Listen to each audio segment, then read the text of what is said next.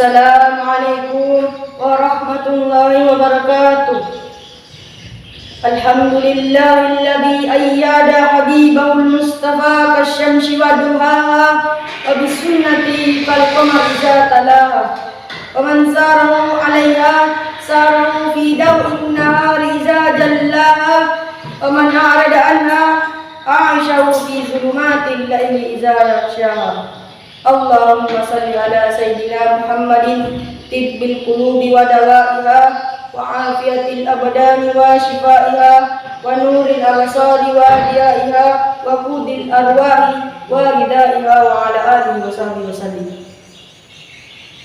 Alhamdulillah, puja dan puji syukur kita panjatkan atas kehadirat Allah Subhanahu wa taala, karena dialah yang telah memberikan kita beribu-ribu nikmat, dan nikmat yang paling patut kita syukuri ialah nikmat iman Islam, sehingga kita masih diberikan kesempatan untuk berkumpul di bulan suci Ramadan tahun ini. Tak lupa juga kita kirimkan salawat beserta salam kepada junjungan kita, tauladan kita, Nabi Muhammad SAW. Ialah Nabi yang rela berdarah demi menegakkan kalimat La ilaha illallah Muhammadar Rasulullah. Berdirinya saya di sini karena terinspirasi dari hadis Rasulullah SAW. Balighani walau ayat, sampaikanlah dariku walaupun cuma satu ayat. Dan berdirinya Al-Fakir di sini akan menyampaikan ceramah yang berjudul keutamaan selawat kepada Nabi Muhammad SAW. Masyaallah muslimin rahimakumullah. Sebagai umatnya, sudah seharusnya kita mencintai dan memuliakan junjungan kita Nabi Muhammad SAW. Cinta dan pemuliaan itu bisa dalam bentuk ucapan dan perbuatan, sebagai bentuk cinta dan pemuliaan kita kepadanya. Salah satu hal yang dapat kita lakukan sebagai bentuk kecintaan dan pemuliaan kepada Nabi kita adalah dengan memperbanyak membaca selawat kepadanya. Karena membaca selawat pada hakikatnya mendoakan dan berdoa agar kita diberi rahmat. Sungguh keterlaluan bila kita umatnya yang telah banyak berhutang budi kepada beliau, namun ternyata kita tidak suka atau tidak mau berselawat kepadanya. Masyaallah muslimin rahimakumullah. Allah memerintahkan kita bersedekah, tapi Allah Subhanahu wa taala tidak bersedekah. Allah Subhanahu wa taala memerintahkan kita untuk berzakat, tapi Allah Subhanahu wa taala tidak berzakat. Allah memerintahkan kita berpuasa, tapi Allah Subhanahu wa taala tidak berpuasa. Tetapi ada satu amalan yang diperintahkan oleh Allah dan Allah sendiri dan para malaikatnya lebih dahulu melakukannya, yaitu berselawat kepada Nabi Muhammad SAW. Sebagaimana dalam Quran surah Al-Ahzab ayat 56 yang berbunyi, Innallaha malaikatahu yusholluna 'alan nabi ya ayyuhallazina amanu shallu 'alaihi wa sallimu taslima. Sitawalla wallahu ta'ala anna malaikana masallahu 'ala nabi ta. Engganna to matapa masallahu 'ala nabi anna pau assalamu alaikum bisisrin. Masyaallah muslimin rahimakumullah. Selain sebagai salah satu bukti nyata atas kecintaan kita kepada Nabi kita Nabi Muhammad, sesungguhnya membaca selawat juga merupakan amalan yang membawa banyak keutamaan bagi orang-orang yang mengerjakannya. Antara lain, membaca selawat itu akan menjadikan kita menjadi orang yang paling mulia di sisi Allah dan Rasulnya.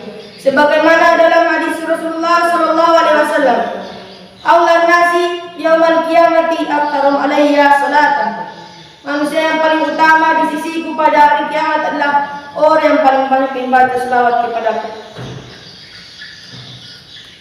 Dalam kitab Tangkiul Qaul karya Syekh An-Nawawi Al-Jawi pada bab fadilatis sholati 'alan nabi, bahwa Nabi sallallahu alaihi wasallam man shalla alaihi salatan wahidatan sallallahu alaihi biha asyran. Barang siapa yang berselawat kepada kata Nabi sebanyak satu kali, maka Allah Subhanahu wa taala akan membalasnya dengan kebaikan sebanyak 10 kali. Wa man shalla alaihi asyran lam tam. Wa man shalla alaihi asyran sallallahu alaihi mi'atan.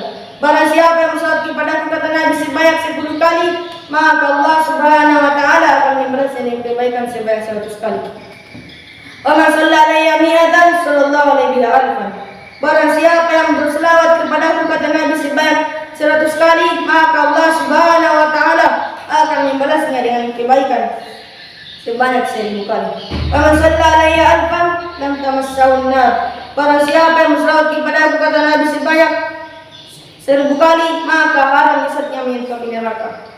Ma'asyiral muslimin rahimakumullah. Dan perlu kita ketahui bahwasanya jika kita mengamalkan perkara yang baik yang sesuai dengan syariat Islam, maka pahala dari amalan-amalan baik tersebut seperti selawat yang kita lakukan akan dilipat gandakan oleh Allah Subhanahu wa Ta'ala. Mengapa demikian? Karena kita sedang berada di fase bulan suci Ramadan, dan tentunya jika kita mengamalkan perkara yang baik yang sesuai dengan syariat Islam, maka pahala dari amalan-amalan baik tersebut seperti selawat yang kita lakukan akan dilipat gandakan oleh Allah Subhanahu wa Ta'ala. Mengapa demikian? Karena kita sedang berada di fase bulan suci Ramadan, dan tentunya jika kita melakukan dosa atau maksiat di bulan suci Ramadan, pasti dosanya juga dilipat gandakan. Ma'asyiral muslimin rahimakumullah. Ada sebuah kisah, ada ulama yang mempunyai tetangga yang setiap harinya meminum khamar dan berjudi. Lalu ulama ini memperingatinya, tapi peminum khamar ini tidak mendengarkannya.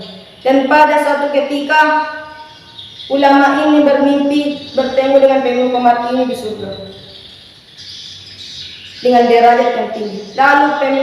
Lalu ulama ini berkata, apa amalan yang kamu perbuat sehingga kamu mendapatkan derajat yang tinggi? Lalu peminum khamar ini menjawab, aku pernah menghadiri suatu majelis zikir yang dimana ada seorang membacakan sebuah hadis, yaitu barang siapa yang membaca selawat dengan mengeraskan suaranya, maka wajib baginya masuk surga. Sebagai kesimpulan, maka kita memperbanyak selawat kepada Nabi, karena ujung-ujungnya jika kita berselawat kepada Nabi, pahalanya itu kembali kepada kita. Dan kita harus memperbanyak amalan baik atas sunnah Rasul, karena itu termasuk dari mencintai Nabi dan memuliakan Nabi. Cukup sekian yang dapat saya sampaikan pada kesempatan kali ini, semoga bermanfaat bagi kita semua. Wabillahi taufiq wal hidayah. Assalamualaikum warahmatullahi wabarakatuh.